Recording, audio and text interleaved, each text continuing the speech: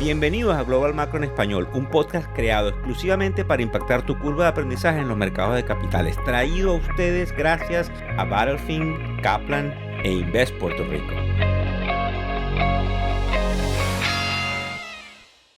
Hola, ¿cómo están? ¿Cómo les va? Hoy es viernes 13 de mayo del año 2022 y como decimos en Estados Unidos, Happy Friday. Feliz viernes. Por cierto, Venezuela.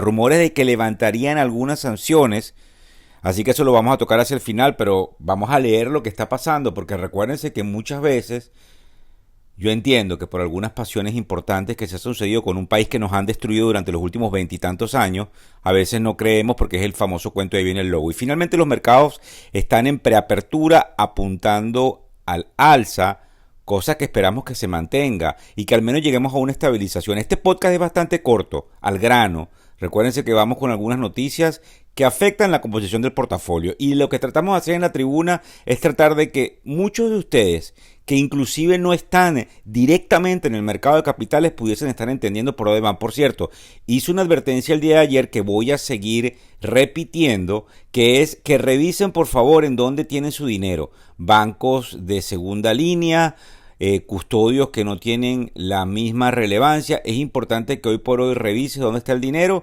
para que no te lleves ningún susto en el caso de que una desestabilización mundial genere una corrida de activos y tengas lamentablemente situaciones que lamentar. Pero bueno, viendo lo que sucede en el mercado, nosotros también tenemos que ser responsables diciendo que el proceso de volatilidad, que como ustedes saben es el cambio de precio y la incertidumbre que hay, no va a cambiar porque no hay soluciones mágicas. Solo tenemos que adaptarnos y aprender a manejar lo que sería a gerenciar el proceso de incertidumbre. Nosotros podemos predecir ahora mismo que pronto vendrán buenas noticias y yo quiero que eso les quede bien claro, porque definitivamente eso tranquiliza un poco los miedos de hacia dónde vamos.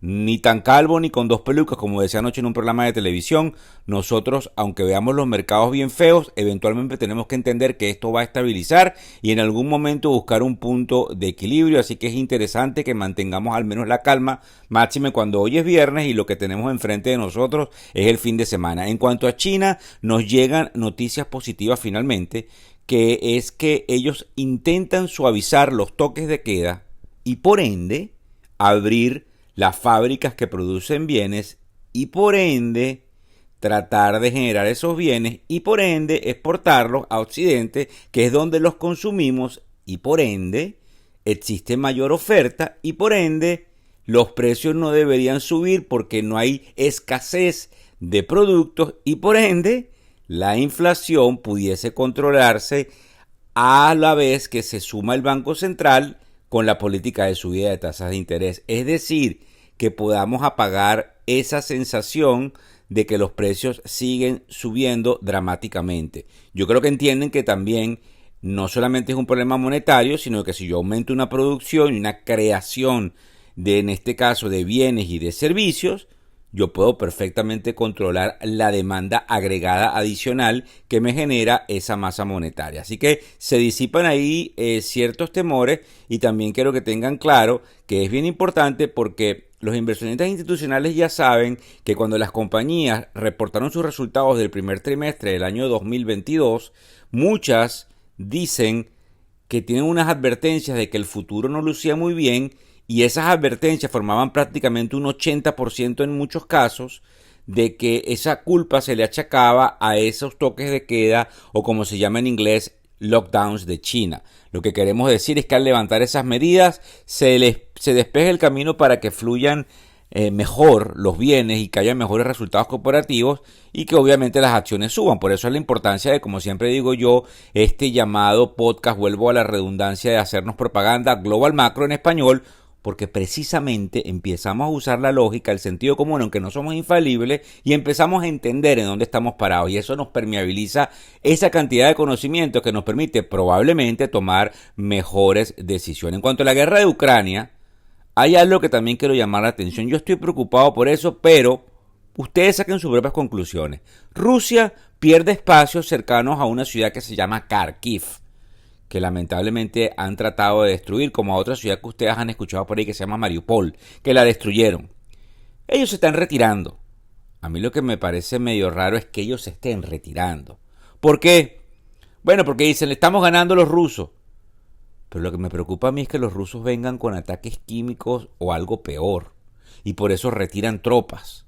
Entonces hay que estar muy pendiente porque es complicado esto de la guerra. Es complicado saber cómo Rusia pudiese salir airoso. Y esto me tiene preocupado y quiero elevar esa acotación que es muy personal. En cuanto a los indicadores económicos que siempre salen, no todos son tan importantes, pero el día de hoy a las 8:30 de la mañana, quizás este podcast algunos lo escuchan después, sale lo que se llama el US Import Export Prices, que es del mes de abril, y sale el sentimiento del índice Michigan en los Estados Unidos para el mes de mayo. Es bien interesante porque nos da a entender ciertos lineamientos en los cuales se comportan ciertos inventarios y ciertas composiciones corporativas. Eso sale a las 10 de la mañana, hora del este de los Estados Unidos.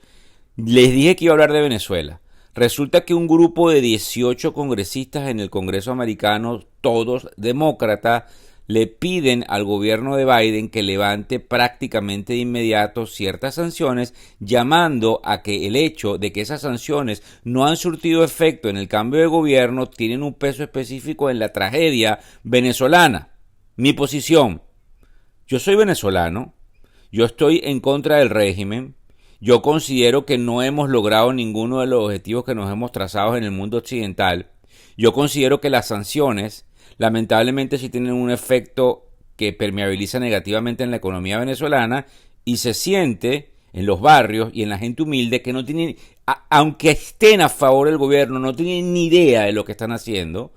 Y entonces sí me parece prudente que hayan ciertas cosas que mejoren, porque es muy fácil decir, criticar, si no estás viviendo en Venezuela y si no estás observando la cantidad de ramificaciones que tiene desde el punto de vista de alimentos y de medicinas y siguiendo la política que no ha dado resultados, no tiene ningún sentido.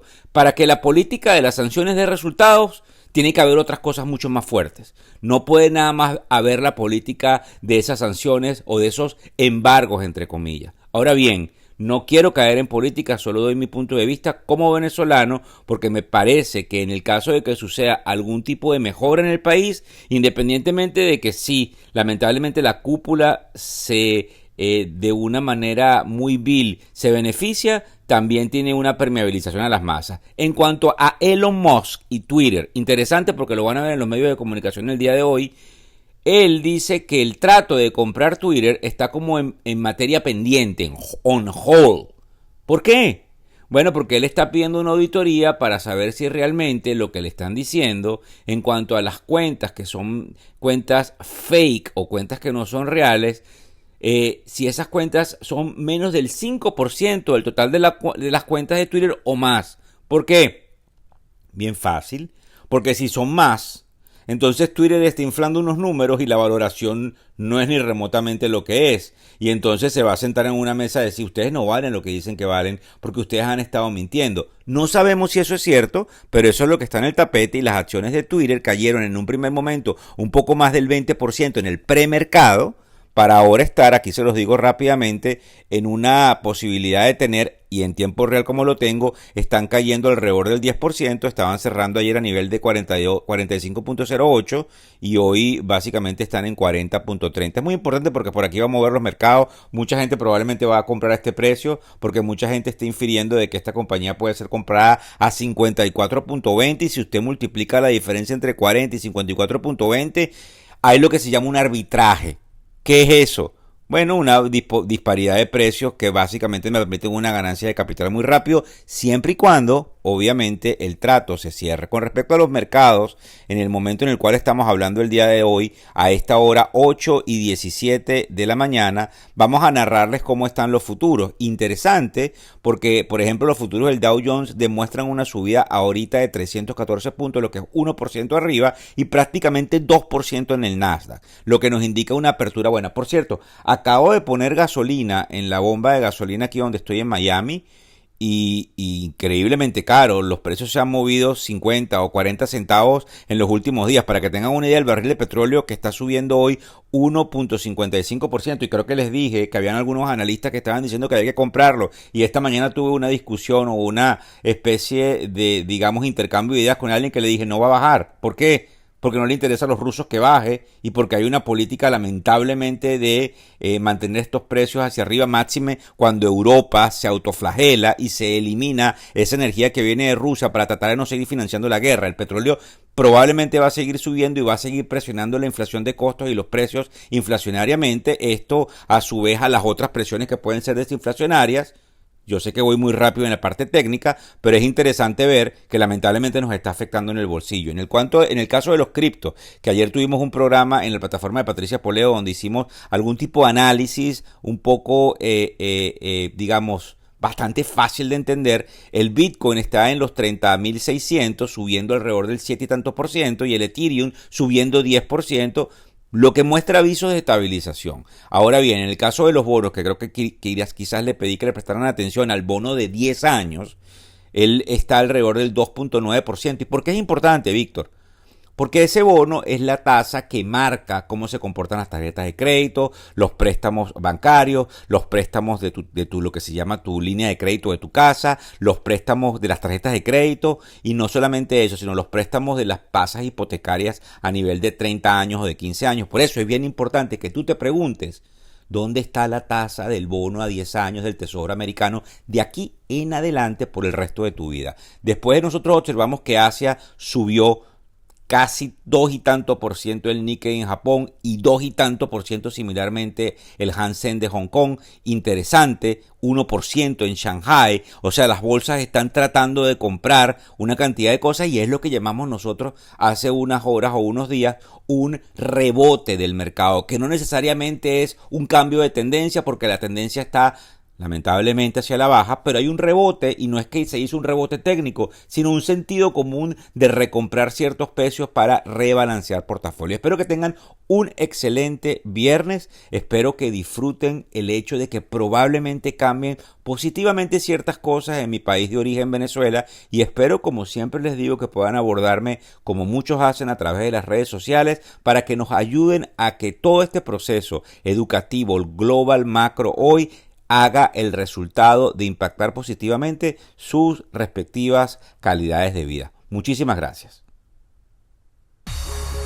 El podcast Global Macro de Ilafin Américas ofrece una visión global de los mercados de valores y dicho análisis es producto de la compilación traída por diferentes fuentes informativas tales como Viral Knowledge de Adam Crisafulli, Fundstrat de Tom Lee, Real Vision de Raúl Pal y otros.